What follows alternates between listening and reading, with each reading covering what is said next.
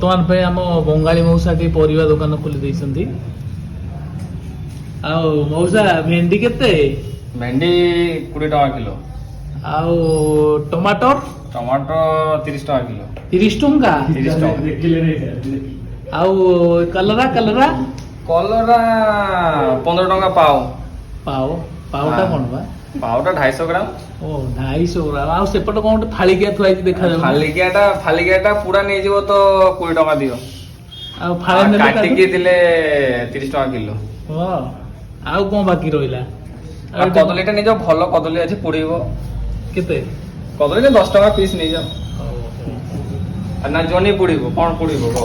ଆମକୁ ଟିକେ ଜହ୍ନି ପୋଡାଟା ଭଲ ଲାଗେ। ଜହ୍ନିଟା ଭଲ ଅଛି ବା, ନେଇଯାଅ, ପୁରା ମଜା ଲାଗିବ। ଜହ୍ନିଟା ପୁରା ସଲସଲ ହଉଛି, ଯାର ଆଉ ସେଇ ଅଧିକ ଯାହା ସଲସଲ ହଉଛି ସେ ପୋଡି ଦିଅ, ପୁରା ମଜା ଲାଗିବ ଏକଦମ। ଆଉ ସେଇଥିପାଇଁ ତମେ ସଲସଲିଆ ଜିନିଷ ରଖି ବିକୁଛ ଆଉ।